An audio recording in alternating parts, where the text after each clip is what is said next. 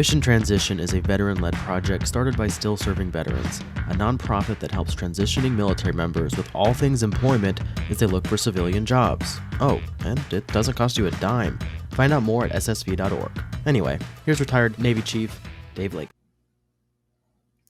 Good morning. I'm Dave Lakin with Still Serving Veterans. I'm the National Program Manager for Veteran Career and Transition Services. Today we're talking to Dan Goldenberg, who is the Executive Director for the Call of Duty Endowment since 2013. Dan is a retired Navy captain. After 27 years, he's been commanding officer of four different commands, was a carrier-based naval flight officer, special assistant to four secretaries of the Navy, and I can't tell you how honored we are to have him here today, and we appreciate you being with us, Dan. Good morning. Morning. Thanks for having me, shipmate. Appreciate it. Absolutely. So I have to get all the shipmate stuff out of the way. What carriers were you on? Enterprise and Eisenhower. Okay. I was on the Saratoga, Independence, Planko on George Washington, and then did four deployments, I think, on Kitty Hawk out of Yokosuka. So a little bit of time I on missed aircraft carriers Sarah myself. by 2 weeks. Really? I missed being on Sarah by 2 weeks in my first squadron. So, but I heard great things. Yeah, you heard some things. Well, we're very glad to have you with us today. Um, Highlights from your career. Those are some incredible postings. What was your? I ask everybody. What was your favorite posting? The one that you think about the most as you, in a good way, as you think back about your Oh career. man, you're asking me to pick amongst my children, huh? Yeah. I think honestly, my first command was just the best. I mean, I had one incredible experience after another. There's nothing I do differently. Uh, I people when people thank me for this service, I feel like thanking them back for the opportunity to serve because it was wonderful. But that there's something about that first CO tour which is just magical, and it was overseas. It was based in the UK, and it was just phenomenal. All my commands were awesome, but that was probably the most fun I ever had, short of a detachment off the Enterprise in the Mediterranean for a missile X. That was pretty great, but getting off the ship in the middle of deployment for a couple of weeks was pretty terrific. But no, those are probably some of the highlights.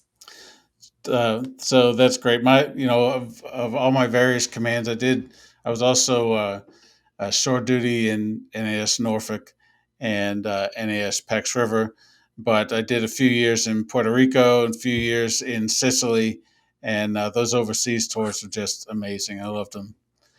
So Yep. yeah, every once in Done a the Puerto while, Rico thing, done the Sicily thing. So I agree. every once in a while, when life gets hard here, I just think back to those days and say, "Man, it'd be so much simpler to be back at sea." So, Absolutely. so how did you get into philanthropy? What did you do immediately after the service, and how did you get into philanthropy? Yeah, so I did 9 years active duty as a naval flight officer flying E-2C Hawkeyes. Then I had a short tour in the Pentagon, got out. Literally my first day to go to business school, my first day of business school was 9/11. And I went back in after that into the reserves and did 18 years in the reserves. In parallel to that, I pursued my civilian career. First decade out of the military, I was in management consulting and information services business to have profit and loss responsibility for a couple of businesses. Enjoyed that. Got to do business on a global scale, which was really neat. But after about a decade of that, I felt a pull to do something with more purpose. And actually, an old squadron mate, or actually wing mate of mine from one of our Hornet squadrons, and a friend I went to the Naval Academy with, reached out to me and heard about a role that this company, Activision Blizzard, was looking for to run the corporate foundation, the Call of Duty Endowment. And they were looking for a business person who happened to be a veteran. They didn't want someone especially from the nonprofit sector because they wanted to take a business-minded approach to this significant social problem of helping vets get jobs. And that was very appealing to me. And it was well-resourced and well-supported by a terrific company. And never looked back. That was 11 years ago. And it's been just a wonderful, wonderful experience.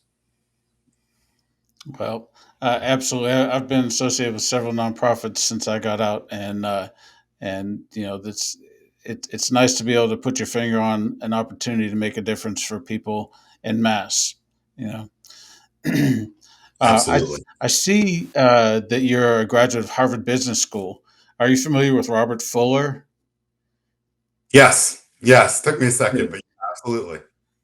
Yeah, he did a study. He's a professor at Harvard Business School, and he headed up a study, uh, and eventually titled "Hidden Workers." And in that study, one of the things he talks about is that people in general, but for our topic, service members, they end up being the hidden workers of the job market because applicant tracking systems filter them out, right? Because they have what appears to be gaps in service.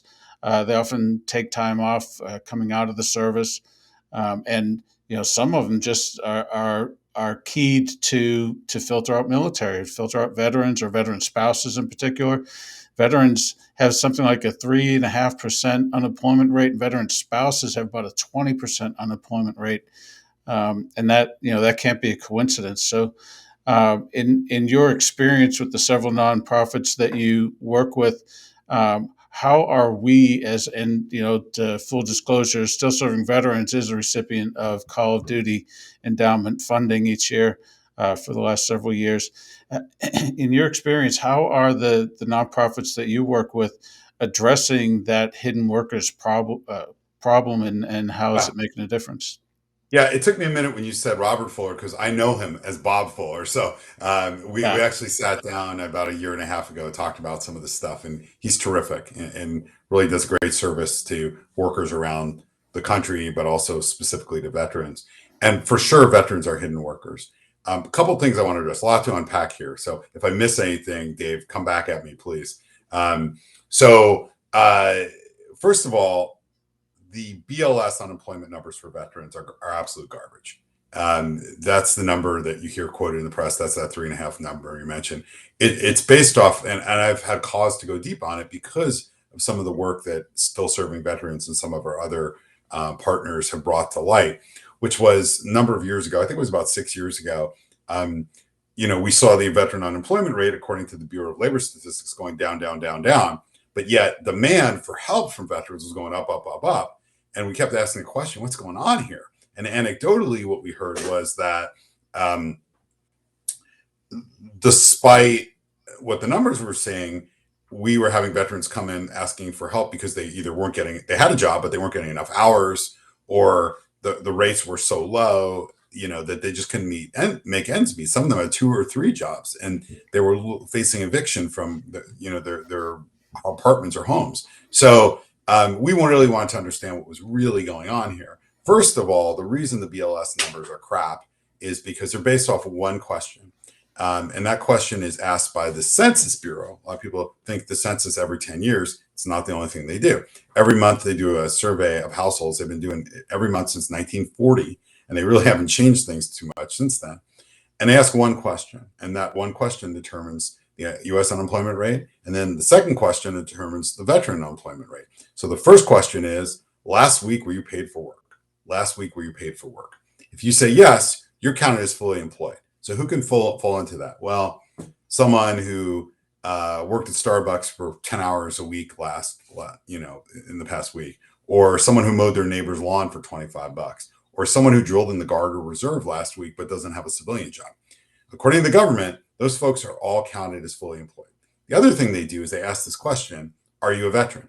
Now, my dad was in the Army. He was drafted in the 60s, and he served in the airborne, never was in combat. So to his dying day, he said he was not a veteran, even though we both know combat status has nothing to do with veteran status.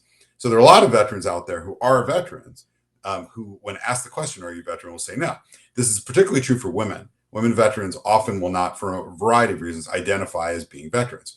So one, you're asking a bogus question. The BLS is asking a bogus question about employment that doesn't measure the quality of employment. Are you making enough to get by? That kind of thing. And two, you're asking veteran status, which is often not correctly calculated, right? So that's why I say the unemployment rate we lean into is really unreliable. All that to say, that's why Bob's work is so important, right? Because now we start to have to ask the question is like, okay, what's going on here? What's driving this? And the answer is underemployment, right? If a vet wants a job, generally speaking, a vet can get a job. It just might not pay the bills. It might not be a good job. It might not be a good fit for the vet. It might not be a good fit for the company. And so there's this, lost potential, right? Where we have an incredible set of experiences, education, and skill set amongst veterans that's just not being fully utilized. And so we did a study 5 years ago, 6 years ago, I guess, with ZipRecruiter that validated that fact. And then about 2 years later, LinkedIn did its own survey, which took it even further. And then finally, Penn State did a study most recently. And the latest numbers tell us that underemployment amongst veterans is about 60%. 60%. That means Wow. veterans working beneath their objective skill set and experience. That's a horrible shame for the veterans, for their families, and for our country, right? We know that more than 90% of veterans tell us when they take off the uniform, they want to continue serving in their communities. Well, you can't serve in the community if you can't pay the bills and put a roof over your head, right? So in that way, veterans who are incredible assets to our society are being cast aside because we don't get that, high quality, good fit employment. And that's why it's so important. And I think that's what Bob's work was in many ways highlighting, is that to the conventional job market, their experience looks unconventional or is hard to process. So they end up not getting those high fit jobs that maximize their skills and experience. Sorry for the long winded answer, but I think I hit most of your points. No, I'm absolutely a geek for numbers and data like that. That's how I end up reading the 75-page Bob Fuller study on Yeah. hidden workers. But it's funny that you say 60%. I volunteer at a local soup kitchen periodically, cooking on the weekends, and that's the number. When they keep data on who they're serving, and they're serving 2,000-3,000 families at a time during holiday weekends, and 60% is the number. 60% of the people that they serve are veteran families, and that's horrible Yeah. that's the case. Not that we should have any special status over anybody else, but we have such an incredible support network above and beyond what standard civilian uh, market has, and it's sad that it should be that way. Um, Yeah. It's at Still incredible Serving loss. Veterans, yeah, yeah. At Still Serving Veterans, we are partners with the Department of Labor in the Employment Navigator pilot program. It's a funded program, and in the last couple of years that program has really been active, they have gone a long way to identify industry best practices, with us as veteran service organizations being the industry target. And so what they do is each month they have held a forum where we come in and talk about our best practices, what's the secret sauce that we have here at our organization and the other ones that participate, 25 or so at a time that we're on those calls. And we divulge all our best practices, and for 2 years they would take those best practices and incorporate them into the TAP program. So as a result, the TAP program, which has been woefully inadequate for many years, has really seen incredible advancements in the last couple of years. Have you seen that reflected across your other organizations? How people are coming out a little bit better prepared, or at least differently prepared, with a better knowledge base, asking better questions, and more better equipped to face the job market, as we're finding here? Yeah. Look, this is my view of TAP. It's always been, it's necessary but inadequate, right? Yeah. It's a prerequisite. It's a 101 kind of thing, right? At the end of the day, when you bring 100 Marines in a classroom and you're presenting to them, you're never going to be able to deliver at scale the kind of personalized service that everyone really needs. The old saying goes, you met one vet, you've met one vet, right? So you can have on paper two veterans who look the same. Let's say two E4s infantrymen, right? Two Marine E4 infantrymen, same thing. So they should get the same TAP, right? Well, one of them may be a college graduate and the other may have a GED. One may have a family and kids, the other may not. One may have mental health issues and the other may not. So, the bottom line is everybody needs customized services. So I view TAP as like, look, we need to continue to make it as high quality as we can, right? But at the end of the day, veterans or transitioning service members, especially, need customized services.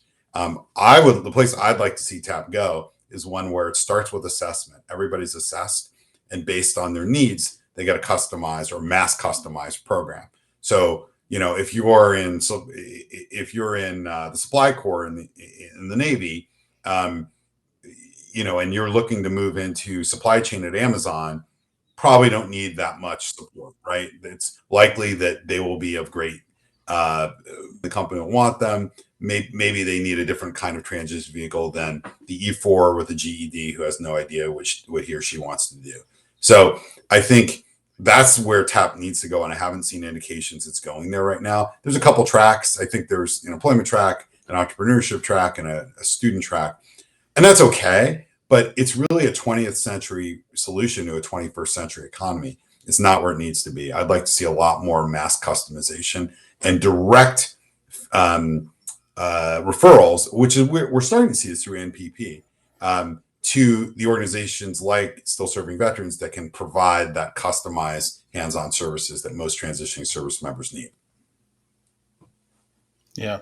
One of the pieces I think is missing is telling service members to begin with the end in mind, right? So, if whether your plan is to do one tour, get some education, Love that experience, and get phrase. out, or 2 or 5 tours, whatever, um, always be anticipating that 2 years from now I could be running out the end of my med board and being ushered out of the military. And so that being the case, always be focused on education and qualifications and making yourself better, stronger, faster, and more valuable to the job market for when you hit it. Because you never know. You never know. I mean, you've been on ship like I have, and accidents happen often on board ship, and they can be accidents that can result in you being out of the service very, very quickly. And that's true amongst all the services. So it's incredibly important that they in the military are providing opportunities to gain those educations.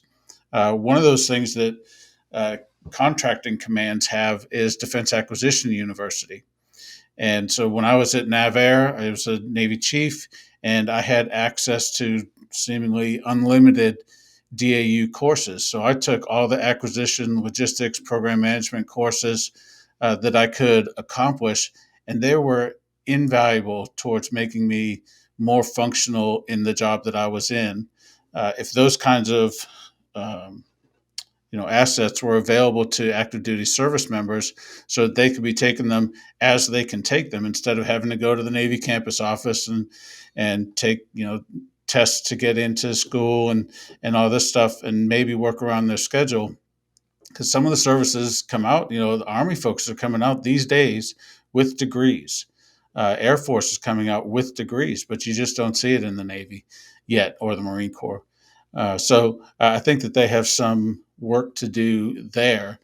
We just yesterday, hot off the press, have been in conversation with DAU, and I think we have cracked the nut for SSV to be able to help people have access to the DAU library, which is all the DAU courses, plus the Harvard Business School courses, plus the Skillsoft courses, 90,000 courses that we have been given a pathway to be able to offer to the people that we're working with. And I believe we're the first VSO to be able to do that. So we're really excited about that. We got to test it, make sure it works, see if we can break it before we go big with it. But we're really excited to be able to start offering that and figure it out. At least DAU is willing to work with us to figure it out. 90,000 courses can go a long way. And it comes with 100% free access to LinkedIn Professional forever. So we're really excited about that. But what are there other best practices that you can think of that are I think coming the around that you're hearing about? Sure. I think you touched on a couple of really important ones. I think advice I give folks when they're leaving, or most importantly, before they're leaving, before they're even really putting any concerted effort behind a transition plan, is You have to own your transition. You can't. There's no detailers. There's no monitors on the civilian side, right? It's a choose your own adventure, and you have to invest in yourself. You have to. One of the things I tell people is you're really not ready to look for a job until you know at least two of the following three things: where you want to live, so geography, what industry do you want to be in, and what function do you want to perform within that industry. You need those three to triangulate on having a very focused and fruitful job search. If you don't know at least two of those things, you're not ready to look for a job. So you need to invest in yourself. And that's why I tell people, it's like, I know it's sort of, it's in the military, it's always about the team, but you actually have to make this transition about yourself. There's no one going to be holding your hand other than a great organization like Still Serving Veterans that can help you, but they're helping you. They're teaching you to fish. They're not fishing for you. So you've got to, invest in that. Most people know where they want to live. They kind of have, they either say, I'll go anywhere, or I want to be in, X city or part of the country.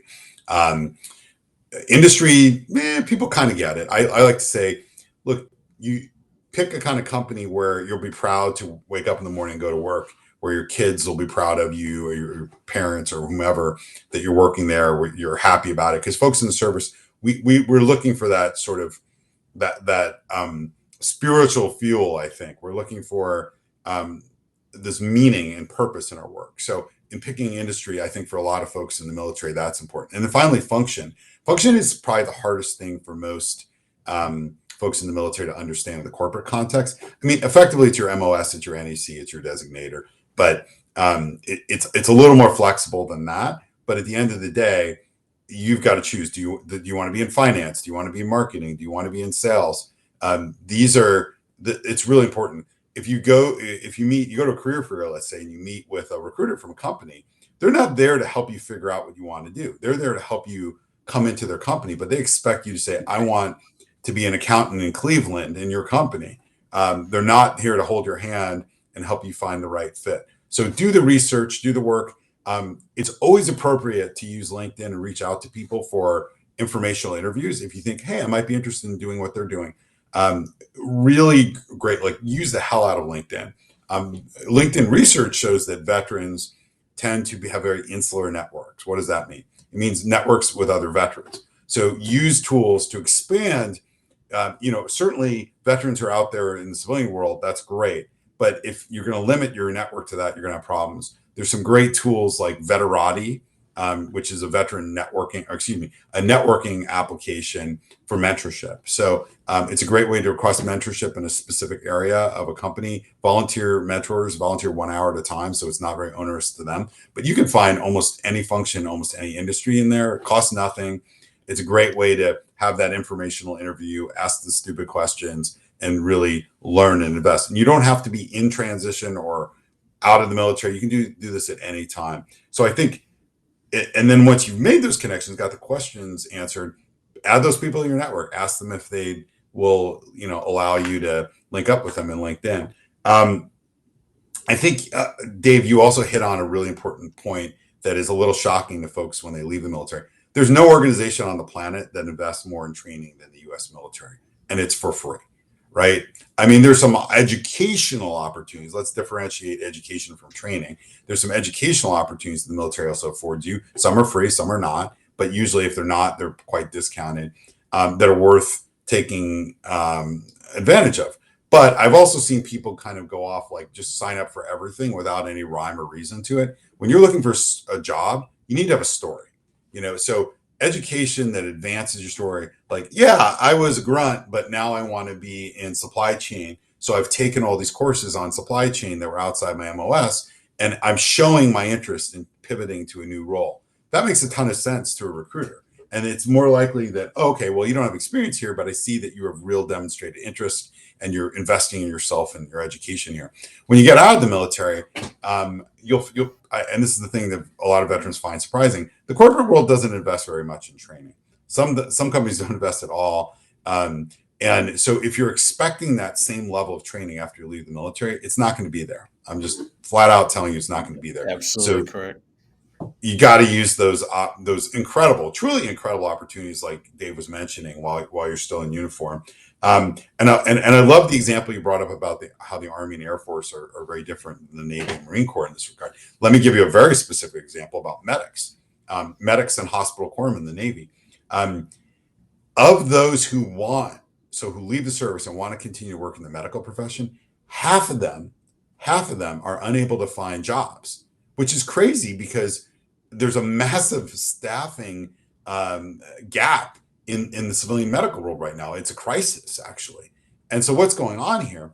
One of the very smart things the Army did is they made every single medic, and by the way, Navy, Air Force, Army, they all go through the exact same school in San Antonio, that initial school Yep. for combat medics. They all go through the same school, but the Army makes the folks going through that school get their civilian EMT test, make them test that. That's a civilian qual before they can graduate. It's a graduation requirement. What does that mean? That means as long as they keep it current, the day they take off that uniform, they can get a job as an EMT in many, many places. Any Um, town that has ambulances.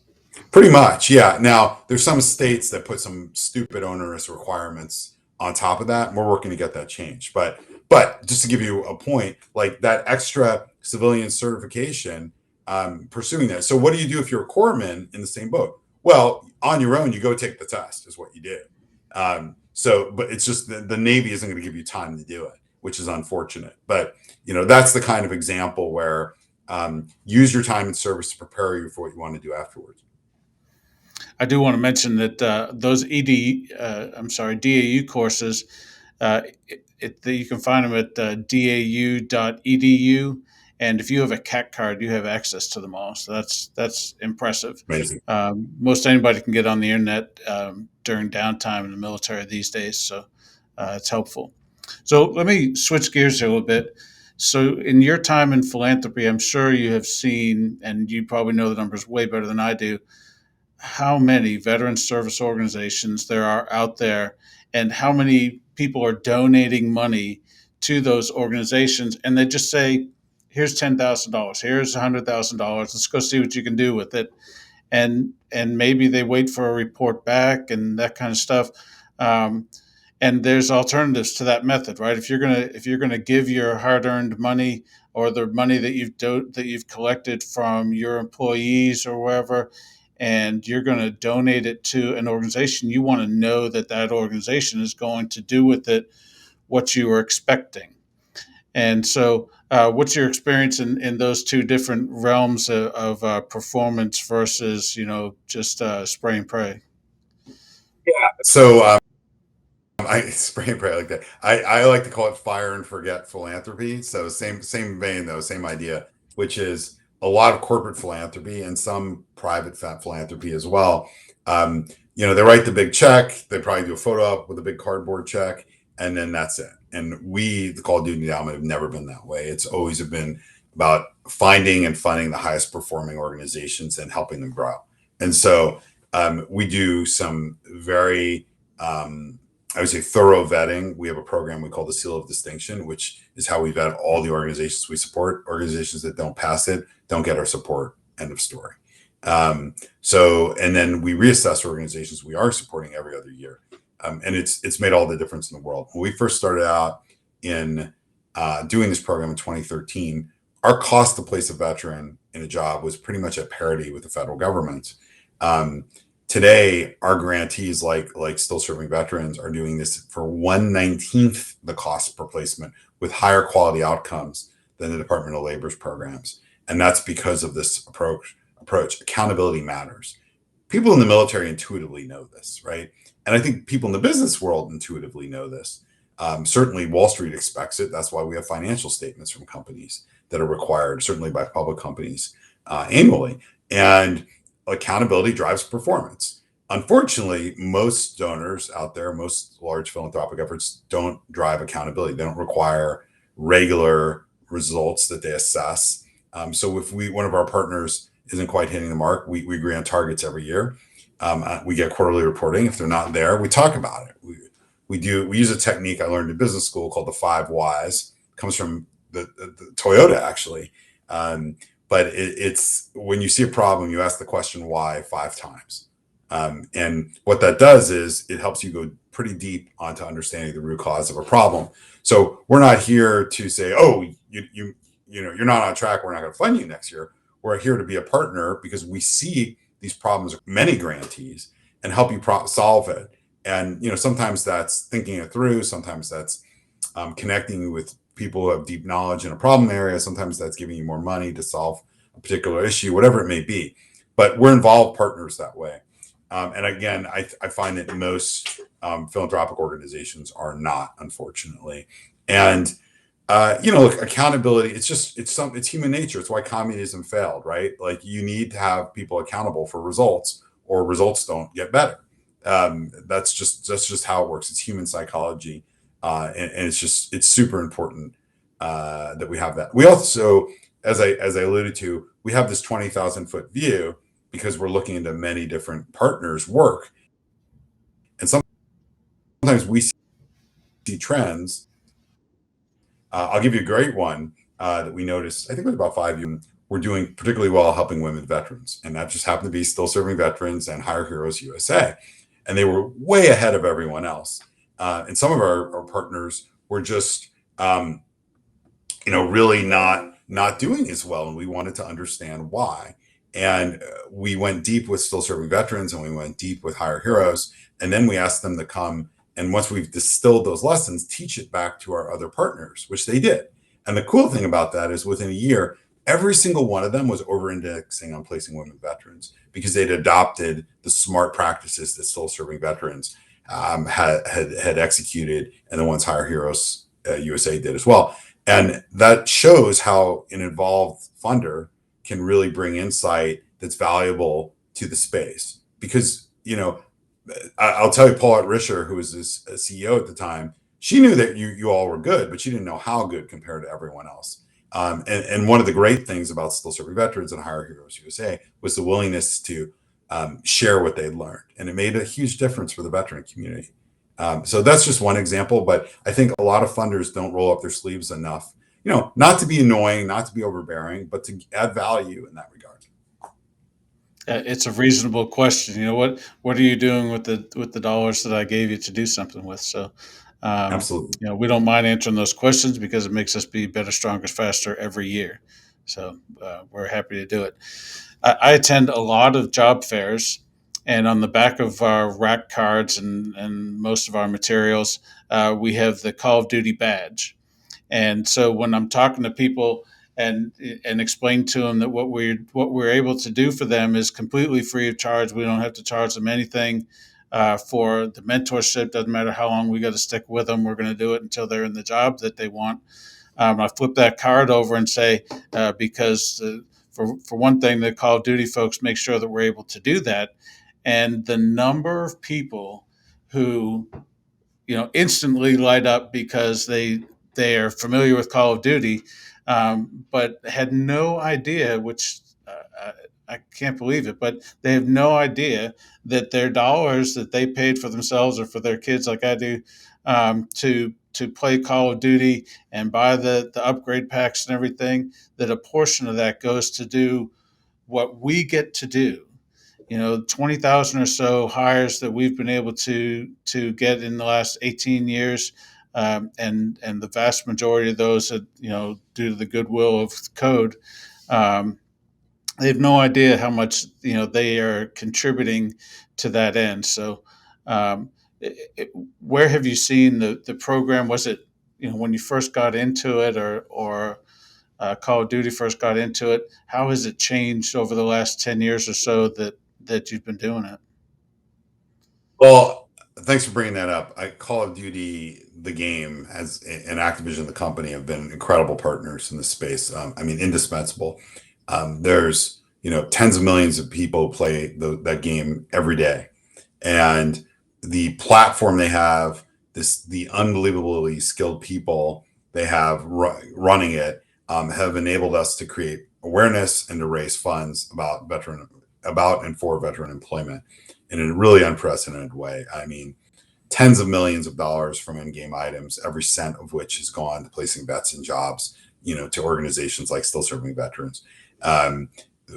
Everyone feels great about that. We know for a fact the Call of Duty gaming community loves the cause. They're really behind it. More than 90% of Call of Duty gamers think it's a very important cause. That's pretty great, right? Our employees, the employees at Activision and on the Call of Duty business are super engaged in this. Many times they'll say, "This is the best thing I've done all year." I love, we tap into their knowledge and their experience and their labor to get a lot of stuff done in this regard. And it's just been, super important. We couldn't make the mission go without them. It's a great partnership. I think most fundamentally, the Call of Duty franchise thinks the most meaningful way to give back to the community that inspired the game is to help them find jobs. Because a little known statistic is, when people tend to think about the issues veterans face, two issues always seem to rise to the surface: PTSD and severe wounds of war. And I ask people, of the 3 million folks who served in theater in the 20 years following 9/11, how many lost a limb? And when I ask folks that, usually they'll come back and say, I don't know, 300,000, 200,000, something like that. The number is 2,000. 2,000 out of more than 3 million. But the perception, and by the way, those folks deserve every bit of help they can get, for sure. But the perception is much greater than the actual need, right? There just aren't that many severely wounded warriors compared to the 3 million who served in theater. But that's the perception of being one of the top needs. But almost every transitioning service member, almost every veteran at some point needs help getting a job. And if you give them help getting a job, they become less dependent on the government. Their self-esteem increases, their mental health improves.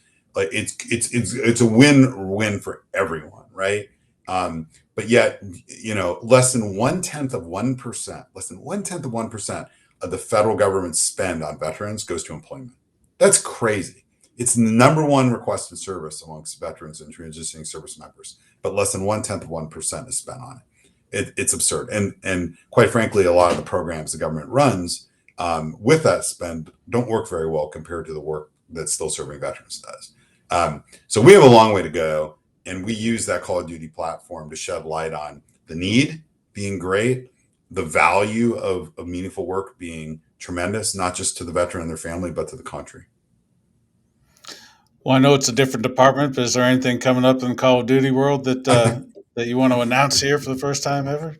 Oh, there's always stuff going on. Lots of exciting stuff. The fall is Call of Duty time, as we like to say. So stay tuned. A lot of good stuff coming up. So last year you were a speaker at the Military Influencers Conference in Vegas, and this year you're doing that again in Atlanta? I don't know. Not sure yet. I'll keep you posted. To be determined. To be determined. All right. Well, I know you are a very busy man, and we certainly appreciate the amount of time you've been able to give us today. I appreciate everything that you do and the ways that you support still serving veterans, and more to come. We're gonna make you not regret doing that. Thank you so much for being here today. Any last words for everybody? No, just it's been an honor and a privilege, Chief. Thanks for having me. We've been partnering with Still Serving Veterans for more than a decade. They are an incredible, incredible organization helping vets. We just fund the employment work, but obviously Still Serving Veterans does more work to help veterans to access benefits and other things like that. We've always just been so proud of the association. It's a wonderful organization. Keep up the incredible job. You and your team have a much harder job than I do, and I'm grateful for you every day. Well, thank you so much. It's been a pleasure talking to you, Dan, and I look forward to doing it again. Same here. Thanks, Dave. Take care. Bye now. Thanks for tuning in. Mission Transition, a podcast for veterans. If you have any questions, concerns, comments, or maybe even want to be on the podcast, shoot us an email at social@ssv.org.